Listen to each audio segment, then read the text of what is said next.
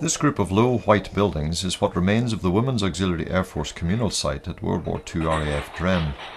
Appropriately, the coffee shop beside you was the rest and recreation room. The Art Deco shop opposite was the station's cinema. The small golf course is where the WAF sergeants and firewomen would have been accommodated. Idle chat now takes place on the first hole. 60 years ago, the gossip would have been in the hairdressers, which used to stand there. Like his fortune, Drem was an active airfield during the First World War, but the similarity ends there. Whereas his fortune was the area's chief aerodrome, Drem was just a little airstrip that was used by Edinburgh-based 77 Squadron. Planes would use the strip whilst patrolling East Lothian skies on the lookout for German Zeppelins. For a short while, from 1918 until 1919, Drem was home to No. 2 Training Depot Station, but flying at Drem was not on the same scale as at East Fortune. Buildings were mainly temporary wooden huts, not the solid brick architecture that still stands at the former airship station. The only flying that took place here between the two wars was in September of 1933. 602 and 603 squadrons from Glasgow and Edinburgh used Drem as a refuelling station when out on exercises along the coast. It wasn't until April of 1939 that the derelict huts left from 20 years earlier were made habitable and occupied by the RAF. On the 11th of September, when war had been declared, Drem officially became a wartime training centre. Only a day later, student pilots Ciarich and Bishop were killed in a fatal crash, a sober indicator of what was to come in the years ahead. The young pilots were buried at Durlton Cemetery with full military honours. Many more graves of those killed in training can be seen in the cemetery at the Durlton end of the main road here. In October, RAF Drem was transferred from Training Command to Fighter Command, and in December the station was officially declared a fighter station. The airfield now provided the main defence against German bombers looking for Edinburgh and Rosyth, and against mine layers that would render the Firth of Forth impassable for our cargo and naval ships. As the main fighter station in the area, Drem was also the mother station of siblings RAF East Fortune and RAF McMurray. It was from this site that pilots would claim kills against Henkels and Junkers. It was this airfield that would be visited by royalty and high-ranking officers, and it was here that most lockers would be cleared when their occupiers never returned from fatal crashes. Throughout the war, fighter squadrons would be sent to Drem with their Spitfires and Hurricanes, each squadron staying here for only a few months at a time. The pilots would have been accommodated on the other side of the main road where the mushroom farm is now. Most of the buildings have gone, and the mess stands behind the mushroom processing factory, a solitary reminder of the officers who dined there. The infamous Parachute Cafe, popular with airmen for its legendary fry-ups, was nearby, opposite the entrance to the mushroom farm on this side of the main road. And while the appetites of the air and ground crew were serviced in the cafe, the planes were serviced in the 3 hangars that still stand just behind the trees beyond the mushroom farm. The early days at RAF Drem were busy. Just 1 month after transfer to war training on October 16th, Drem-based 602 Squadron and Edinburgh-based 603 Squadron shot down the RAF's first German aircraft of World War II over Britain's waters. These were 2 Junkers 88 bombers that were part of a formation trying to destroy HMS Hood, which had now become a popular target for U-boats and Luftwaffe bombers. Unfortunately for the Junkers, HMS Hood was in dock at Rosyth. As Hitler had forbidden the bombing of mainland Britain at this early stage of the war, the bombers had to look for other targets and found HMS Southampton and HMS Edinburgh lying in the Forth. As the Germans tried their best to bomb the cruisers, Spitfires from 603 Squadron at Turnhouse had been scrambled and were soon chasing away the uninvited guests. Flight Lieutenant Patsy Gifford soon brought down Luftwaffe pilot Sigmund Storp, who crashed into the Forth off Port Seaton. Storp and his crew were fortunate to be fished out by a passing trawler, but unlucky enough to be carted off to Port Seaton Police Station in captivity. There they made it into the history books as Britain's first prisoners of war of World War II. Meanwhile, German formation leader Helmut Pohl had lost the canopy of his plane when he tried to attack HMS Southampton. After flying about in a half-open plane to see if his fellow pilots fared any better, he decided to head back east.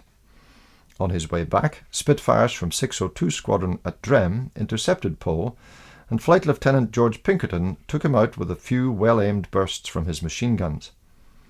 Pole managed to survive the crash into the Forth off Crail in Fife, although one crewman died and another survived but died in hospital the next day.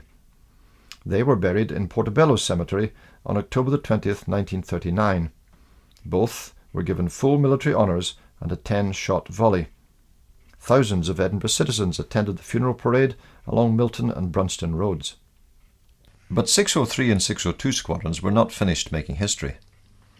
On the 28th of October, the Spitfires of the Edinburgh and Drem-based squadrons were called upon to shoot down a Henkel Treble 1 that was taking photos of ships in the Forth. Flying Officer Archie McKellar from Drem provided spectacular entertainment for the local children as he chased the Henkel low over Prestonpans and Trinent and managed to hit his prey before 3 Spitfires from Edinburgh arrived on the scene. Together they brought the Henkel down near Humby, the first German plane shot down on mainland Britain during World War II. Argument still rages to this day about who shot down the Humby Henkel, but as McKellar attacked first, he was given the kill. If McKellar was proud of this historic achievement, he couldn't have been too pleased about his involvement in a tragic incident 2 months later on the 21st of December. On the afternoon of that day, 12 Hampton bombers of 44 Squadron were returning from southern Norway where they had been looking for the German battleship the Deutschland. Although they had taken off from Waddington near Lincoln, they had been scheduled to land at Lossiemouth but became lost in thick fog. Running short of fuel, the crew decided to head for Leuchars, but unbeknown to them, they were actually flying towards Drem. On the ground at Drem, flying officers Archie McKellar and Paul Webb, who had helped shoot down Pole in October, were among those from 602 Squadron scrambled to investigate the incoming and unexpected Hamptons. No signal had been received from 44 Squadron to identify them as friendly aircraft, and to make matters worse, the Hamptons looked remarkably similar to the German bomber, the Dornier 17. So, while the fighter pilots assumed that these were enemy aircraft looking for trouble, the crew of the Hamptons thought the Spitfires had come to welcome them home. Pleased that 602 Squadron should be making such an effort for them, Hampton's air observer Harry Moyle began to wave at his welcoming party, but the response he received wasn't quite what he expected. Instead of skylarking and mock attacks from the locals, Moyle's aircraft promptly received over 2,500 bullets, which sent them straight into the Forth along with one other Hampton. By this time, the crew from Drem had realised their dreadful mistake, and the other 10 planes were allowed to land at Drem. But it was too late. Wireless operator Titch Gordon had been killed while trying to bail out, and Moyle's fellow air observer Ken Lodge had been shot in the eye. Despite being picked up by a fishing boat from North Berwick and being foddered on beer and food back at Drem, 44 Squadron remained unimpressed with the fighter pilot's aircraft identification skills. When the remaining 10 Hamptons left from Drem the following day, the crew bombed the airfield with as much toilet paper as they could find at Drem. By February of 1940, Spitfires from Drem had taken out 4 German aircraft, and the airfield had gained a reputation for being an efficient fighter station. The Luftwaffe pilots certainly thought so. They called the Forth Suicide Corner. Much of Drem's success was due to 602 Squadron pilots, despite their earlier mishaps. King George VI came here at the end of the month to give the City of Glasgow men the credit they deserved. Squadron leader Douglas Farquhar was awarded the much-prized Distinguished Flying Cross. This, of course, drew a lot of attention to Drem, and throughout the spring journalists from around the world, from London, Paris, New York, visited the airfield to broadcast its achievements to the outside world. Drem soon received more attention than was wanted. By summer, the Luftwaffe had started the Battle of Britain, and the pilots of Drem had the Battle of East Lothian on their hands. German bombers started to target Drem airfield, but this threat had been anticipated, and Q sites had been built at Whitekirk and Hall's Farm. These were nothing more than a strip of lights in the middle of nowhere that looked like a runway at night. As the bombers sneaked in during the early hours, the Q sites were usually adequate in attracting enemy bombs, which fell harmlessly onto fields. But sometimes the German pilots found the real airfield, although their accuracy wasn't always 100%.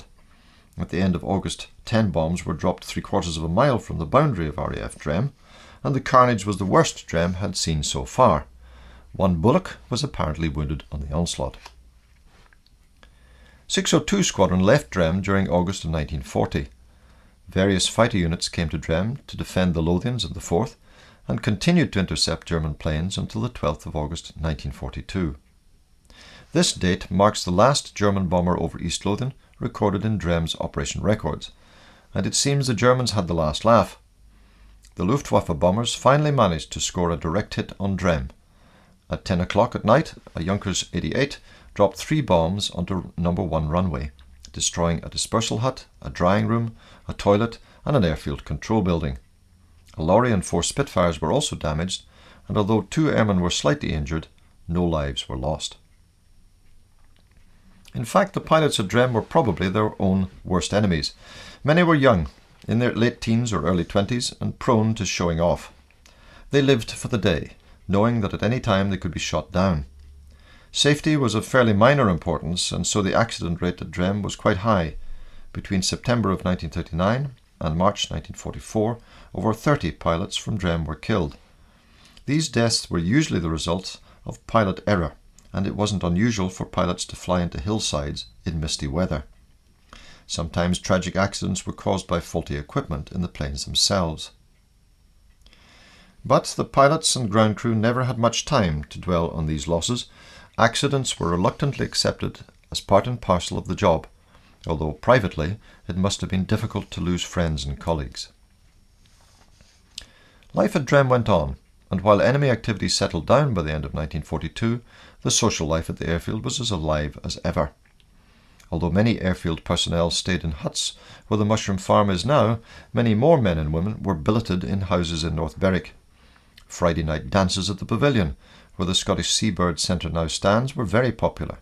So too were the dances held at Tusculum House, where the huge dining room and wooden floor proved ideal for dancing. And of course, the fact that many female personnel, the WAFs, stayed there was an additional attraction for the men at Drem. The local community was very hospitable, and parties in Gullin were frequent. In fact, the RAF took control of many houses there to be used as hospitals, administrative centres, and billets. Football was a popular pastime, with both local and service teams playing each other. The Canadian units staying in North Berwick introduced softball, and opportunistic airmen sneaked onto the 3rd hole of the West Links golf course to dodge paying the course fees. RAF Drem apparently had a few decent boxers. In June of 1943, Drem crewmen won 3 boxing contests in Dunbar. These were part of Wings for Victory Week, a fighter command initiative to raise money for equipment. Like many communities up and down the country, Drem raised far more money than they expected, £2,500 instead of the target of £1,500. By the beginning of 1944, German activity had long ceased in the skies above East Lothian, much to the annoyance of the few fighter pilots based here who were getting bored with no Henkels to chase. Instead, Drem's primary role was now as a base for search and rescue groups. 278 Air and Sea Rescue Unit was established here in February 1944. At this time, there were over 1,100 airmen and women here at Drem, from as far away as Poland, New Zealand, Australia and Canada.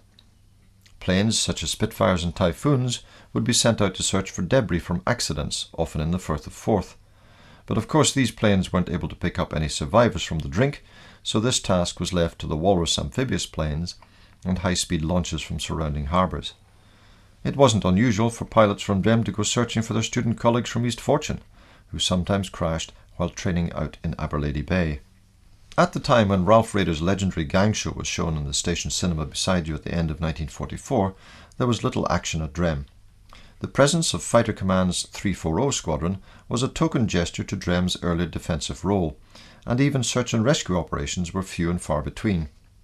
The Royal Navy's Fleet Air Arm plodded on with its night fighter school here, which was assisted by Durlton Radar Station at Yellow Craigs.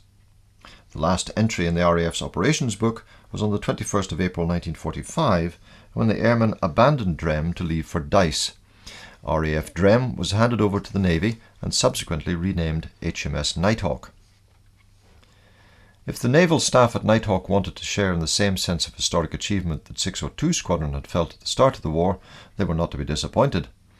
On the 8th of May 1945, Germany was finally defeated, and Churchill gave his famous victory speech from the Ministry of Health balcony in London.